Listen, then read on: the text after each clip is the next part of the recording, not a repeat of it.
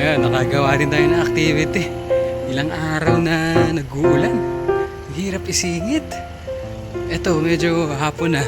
5 o'clock na ng hapon. So, nakakatakbo tayo.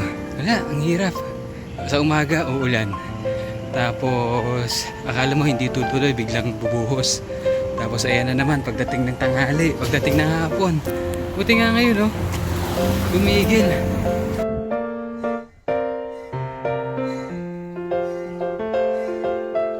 May paparaanin nga pala akong video. Actually, matagal na tong video na to, nung May pa to.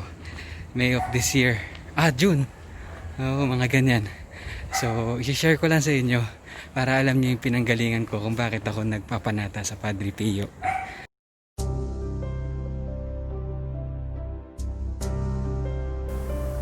Siya si Ethan. Ang hilig niya ay paglalaro ng mga computer games. Sa sobrang hilig niya sa computer games ay halos nauubos ang buong araw niya sa paglalaro lang sa loob ng bahay. Bihira siyang lumabas at makipaglaro sa mga pinsan niya o sa kapatid niya. Kaya naman pabor na pabor sa kanya yung sitwasyon natin na community quarantine. Isang araw, napansin namin na medyo matamlay siya. Nung chinek nung mami niya yung temperature niya, may lagnat siya. Binigyan namin siya ng gamot for the fever.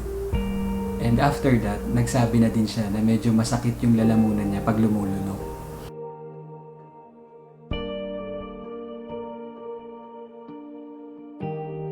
Napansin namin na meron siyang bukol sa leeg na inakala namin noon na beke.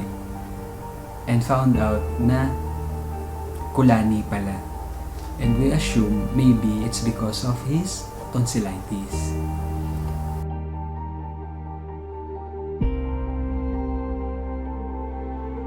We decided na i-IV muna siya sa bahay and at the same time bigyan ng antibiotic.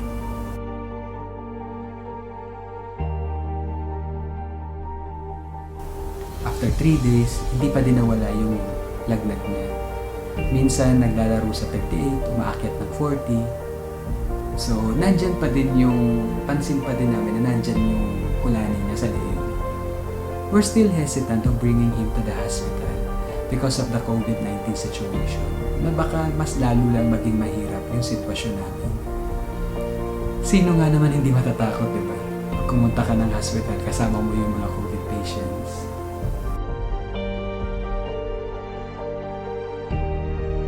Someone in the family researched about all the symptoms that Ethan has, and nakita niya yung about sa Kawasaki na unang-una, yung lagnat na hindi nawawala for how many days.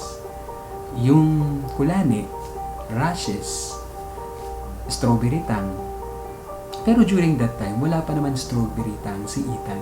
Kaya inalis muna namin sa isip namin yung Kawasaki disease. Inalis na rin namin nun yung IV niya.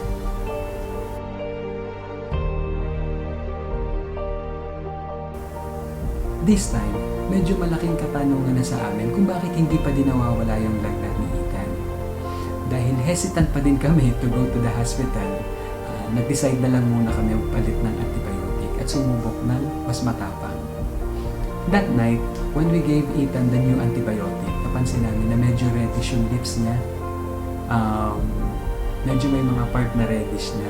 So yung sa paa niya, sa kamay niya, sinilip na rin namin yung tongue niya, pero hindi naman strawberry tongue.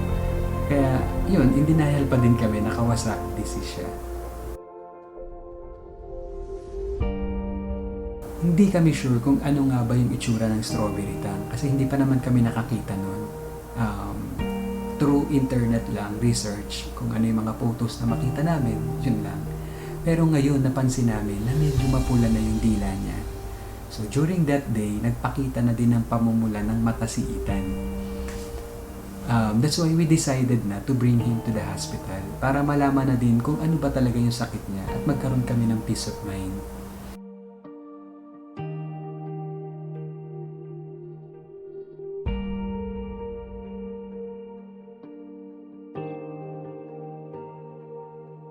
Sa hospital, matapos kunin ang info ni Ethan sa ER, dinala siya doon sa tinatawag nilang isolation room.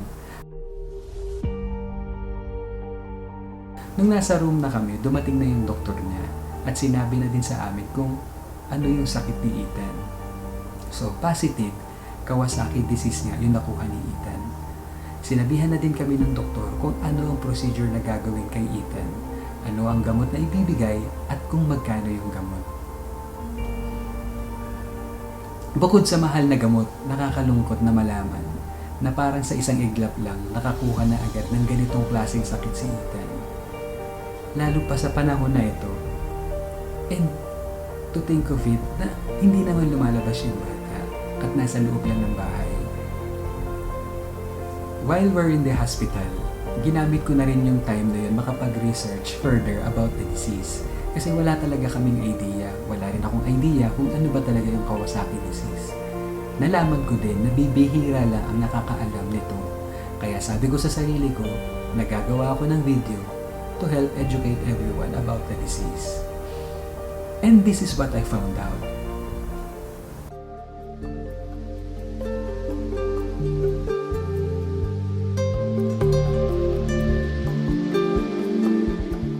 Kawasaki disease can be successfully treated if diagnosed early. There is an effective treatment, and fortunately, heart damage can be prevented in most children. Kawasaki disease is not contagious, and a second episode of the disease or occurrence in siblings is rare. Classic KD symptoms of a strawberry tongue and cracked lips, as well as red eyes. Theories abound as to what causes KD. The current theory is that children may be born with a genetic predisposition to KD, and if they encounter the environmental trigger, they can develop into a full-blown syndrome. What the trigger is remains a mystery. It is likely to be a virus or some as yet unknown infectious agent.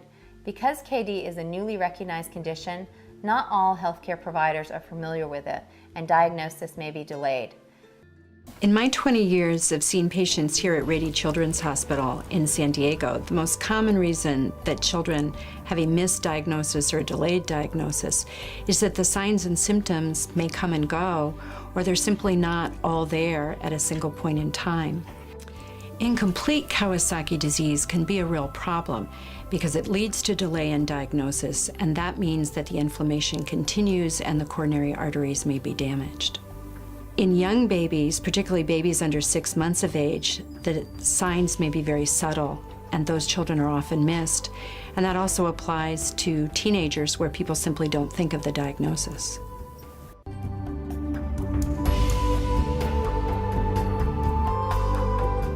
Your child will be treated with an intravenous solution of gamma globulin or IVIG. The infusion usually takes 10 to 12 hours. In addition, your child will receive a high dose of aspirin. Following the treatment with IVIG, your child's temperature will usually return to normal within the first 24 hours. I've been taking care of patients and doing research in KD for about 10 years now.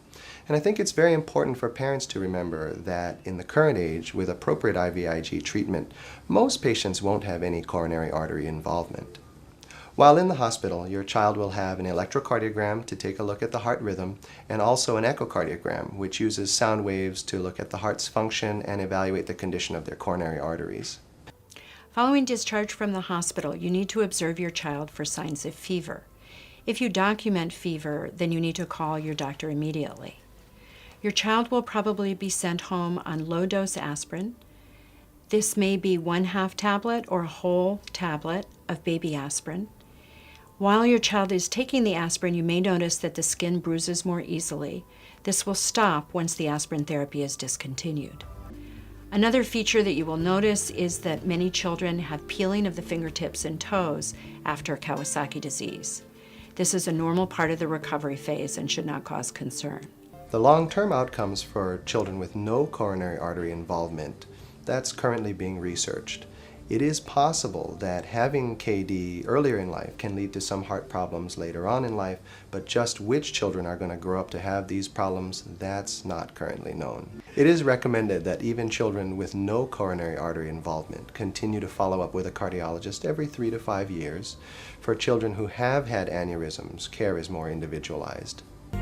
Research into Kawasaki disease is ongoing across the United States and internationally. Researchers are trying to answer questions like, why did your child get Kawasaki disease?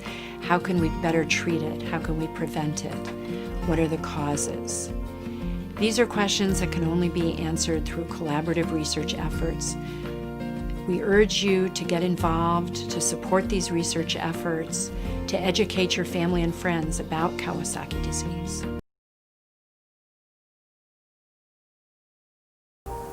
Mahirap magkaroon ng Kawasaki disease. Lalo in our case, gaya ng sinabi ko kanina, na sumabay pa sa situation ng COVID-19, kung saan naka-quarantine tayo at very limited yung galaw natin. Hindi natin maibigay ang simpleng mga lambing ng anak natin, gaya ng chicken sa McDo, Jollibee, kaya mauuwi ka sa kung anong meron. Hindi basta-basta ang Kawasaki disease, kasi siya yung sakit na tipong pwede mong mapagsawalang bahala, pero ang nakakatakot ay yung pwede nating kahantungan dahil sa sakit na to.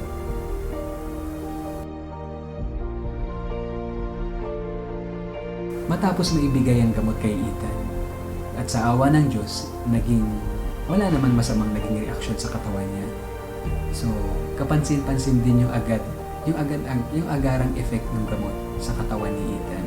Yung pamumula ng mata, ng kamay niya, ng paa, nawala na agad yun. At yung lagnat niya na hindi bumaba agad.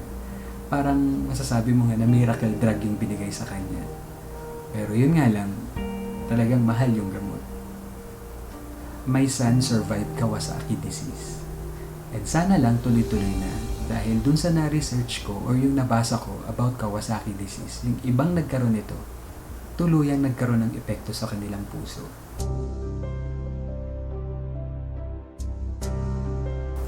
Kita na yung sigla kay Ethan na kapag games na siya ulit, tinanggal na yung kanyang IV and ipiniliwanag na rin ng doktor kung ano yung pwedeng mangyari kay Ethan sa kanyang tuluyang paggaling.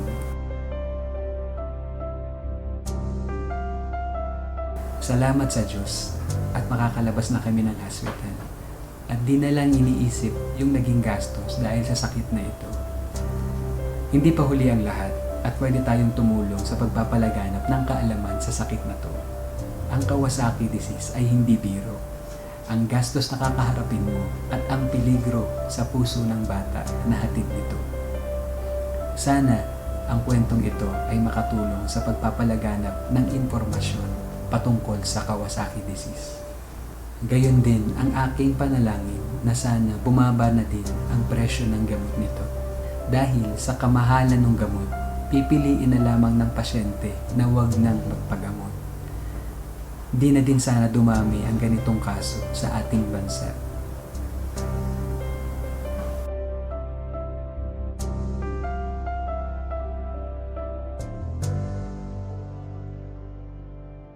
So yun sinasabi ko sa inyo. Ayun yung pinanggagalingan ko.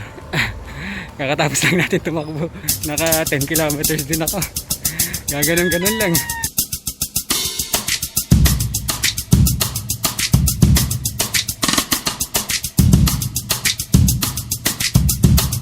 So, yan nga, going back. So, yan yung video na kaya gano'n na lang yung panata ko kasi akala ko okay na eh.